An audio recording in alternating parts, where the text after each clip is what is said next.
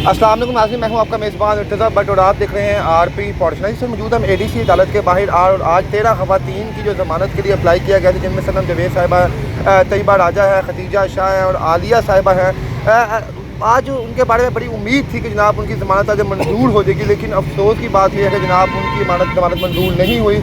क्या प्रोसीजर रहा पूरा दिन यहाँ पे कोर्ट में, क्या चलता रहा? उनके वकील आतिफ हाशमी साहब हमारे साथ मौजूद हैं, इनसे गुफ्तगू करेंगे। सर अस्सलाम वालेकुम। वालेकुम सलाम। जी आतिफ साहब, आज तो बड़ी पूरी उम्मीद थे जनाब सनम साहबा के चाहने वाले और तैयबा साहब के, उनकी फैमिली मेम्बरान के, आज उनकी ज़मानत हो जाएगी, लेकिन क्या वजह बनी आज भी ज़मानत क्यों नहीं होती? क्योंकि तो जुडिशल पे हैं वो।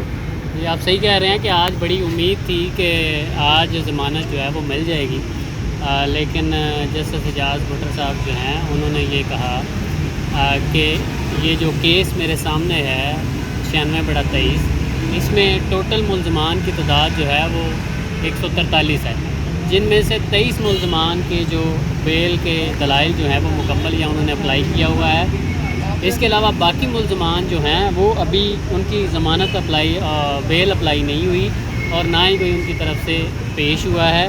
तो बाकी मुल्ज़मान जो हैं उनके भी बेल जिन्होंने अप्लाई करनी है, मैं मौका देता हूं उनको कि वो बेल अप्लाई करें और अपने दलाइल दें, ताकि इस केस को हम जो है वो मंतकी अंजाम तक जो है वो पहुँचाएँ। तो शायद इसलिए जज साहब ने ये टाइम दिया है कि बाकी जो लोग रह गए हैं उनकी बेल अप्लाई की जा सके, जिनकी नहीं या जिन्होंने अभी तक वकील नहीं किया कोई, वो वकील करके तो अपने दलाइल मुकम्मल करें और एक ही दफ़ा में इस केस का फ़ैसला जो है वो सुनाया जाए। हाशमी साहब, ये सुन पहले तो हम इससे पहले हमने देखा है यहाँ पे कि जिन जिन लोगों की भी बेल होती गई है यहाँ पे, जो अपने जो सीक्वेंसली जो हम लोग यहाँ आते रहे हैं, उनको साथ साथ बेल मिलती भी रही है यहाँ पे, लेकिन अब सुनने में आ रहा है कि जनाब तमाम लोगों के केस सुना जाएगा, उनके वकीलों की बात सुनी जाएगी, उसके बाद सबको जो है मुश्ततर तौर पर ज़मानत की जो है कबूल की जाएगी। तो क्या समझते हैं आप, कहीं इनमें सनम जवेद साहबा का नाम है, तैयबा राजा का नाम है, आलिया साहिबा का नाम है, कहीं ये वजह तो नहीं है कि जनाब इस केस को लंबा कर रहे हैं कि जनाब इन ख़वातीन को जो है ज़्यादा से ज़्यादा सबक मिले?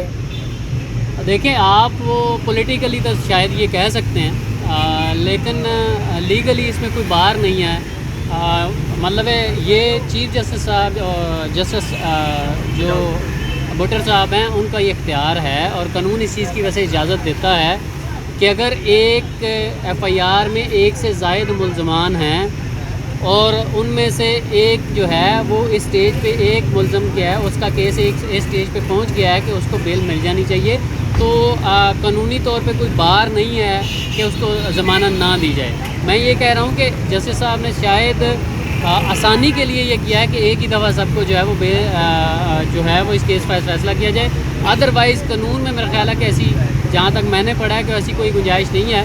आप बिल्कुल अगर 13 या 14 या 50 मुल्ज़मान की बहस और दलाइल मुकम्मल हो चुके हैं तो आप किसी एक को या सारों को जो है वो बेल दे सकते हैं। लेकिन जस्टिस साहब ने जो कहा, ज़ाहिर है उन्होंने भी कोई कानूनी नुक्ता रखा होगा नैयर साहब के सामने, और उसके बाद ही उन्होंने फ़ैसला किया। बहरहाल इसमें आज अगर बेल जस्टिस साहब देना चाहते तो उसमें कोई लीगल बार नहीं थी। तो सर आप लोगों ने, जैसे आप उनके लॉयर हैं और बाकी ख़वातीन के डिफरेंट लॉयर हैं, तो आप लोगों ने अपना उनके सामने रखा नहीं आर्गूमेंट कि सर आप ख़वातीन में तो रहम करें, जिस तरह की गर्मी है, हबस का मौसम है, कम अज़ कम आप इन ख़वातीन को तो आप रिलीफ दें आप? तो क्या किसी किस्म का भी आपने वहाँ मुद्दा उनके सामने नहीं रखा, अपना मुतालबा नहीं किया? देखिए जी, वकला की टीम ने, नैयर साहब ने, जो इमरान खान साहब के वकील हैं किसी के, वो उन्होंने दलाइल दिए। तकरीबन 1.5 घंटा दलाइल जो है वो चलते रहे। अंजम अमीर साहब ने दलाइल दिए, सब ने दलाइल दिए, लेकिन ज़ाहिर है जस्टिस साहब की सवाबदीद है कि वो उन दलाइल को माने या ना माने। मैं फिर कहूँगा कि उन्होंने भी किसी लीगल पॉइंट पे रिलाई करके ही ये फ़ैसला जो है वो सुनाया है। लेकिन यहाँ पे एक और चीज़ मैं ऐड कर दूँ कि नैयर साहब ने ये कहा कि मुल्ज़मान को उन्होंने जो है इस्तदा की अदालत से कि इन्हें कैटेगराइज़ किया जाए, इन्हें 4 कैटेगरीज़ में जो है वो तकसीम किया जाए। पहली कैटेगरी वो जिन्होंने कोर कमांडर हाउस पे जो फिज़िकली तोड़ फोड़ में इन्वॉल्व थे उनको अलग किया जाए। उसके अलावा जो कोर कमांडर हाउस के अंदर थे लेकिन वो फिज़िकली इन्वॉल्व नहीं थे, साइड पे खड़े थे, कुछ कर नहीं रहे थे, वो कैटेगरी बनाएं। एक कैटेगरी बनाएं जो इंस्टिगेट कर रहे थे, प्रवोक कर रहे थे, लेकिन खुद से फिज़िकली उन्होंने किसी तोड़ फोड़ में हिस्सा नहीं लिया, लेकिन वो इंस्टिगेट कर रहे थे, लोगों को उकसा रहे थे। और चौथी कैटेगरी उन्होंने कहा कि जो कोर कमांडर हाउस के बाहर थे लोग, उनकी अलग कैटेगरी, जो पीसफुल प्रोटेस्ट कर रहे थे, तो ये 4 कैटेगरीज बनाई जाएं ताकि जो ज़िम्मेदारान हैं, जो इसमें फिज़िकली तोड़ फोड़ में, यानी कि इन शॉर्ट मैं व्यूअर्स को बताता चलूँ कि कॉमन मैन के लिए ये कि उन्होंने कहा कि जिसने जितना कसूर किया है उसको उतनी ही सज़ा मिलनी चाहिए। ये ना हो कि जो बाहर खड़ा है कोर कमांडर, उसके बाहर जो पीसफुल प्रोटेस्ट कर रहा है उसको वो सज़ा दी जाए जो फिजिकली तोड़ फोड़ वालों को दी। तो ये कैटेगरी। अच्छा हाशमी साहब, सुनने में ये भी आ रहा है कि जनाब आर्मी एक्ट के तहत भी सज़ाएँ दी जाएंगी।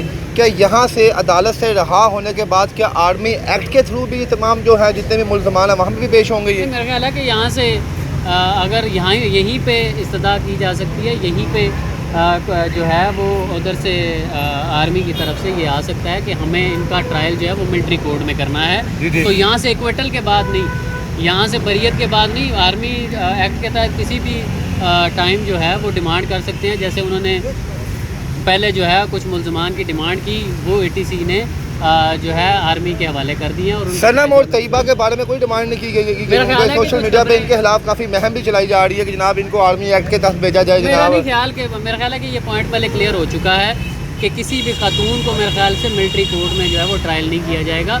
सिर्फ मर्द मुल्ज़मान जो हैं उनको मिलिट्री कोर्ट में ट्रायल किया जाएगा मेरा ख्याल है। ख़वातीन उनकी सर उनकी तबीयत के बारे में क्या आप बताएंगे जनाब? उनको फिजिकली कैसे हैं? ठीक ठाक है उनके? आज सुना उनको अदालत में पेश भी नहीं किया गया। नहीं, अदालत में पेश करना ज़रूरी नहीं होता। जब आपकी बेल अप्लाई होती है तो अदालत में पेश करना जो है वो ज़रूरी नहीं होता। उसके लिए मुल्ज़मान, हाँ, जब आपका ट्रायल चल रहा होता है फिर मुल्ज़मान को पेश किया जाता है। मुल्ज़मान का पेश होना आज ज़रूरी नहीं था, तावक्त है कि कोई इस बेल पे कोई फ़ैसला हो जाए कि क्या होता है। अभी बेल कुछ खबरें ये भी चल रही हैं कि शायद उनकी बेल कैंसिल हुई है, तो उनको भी मैं क्लियर करता चलूँ कि फ़ैसला नहीं आया।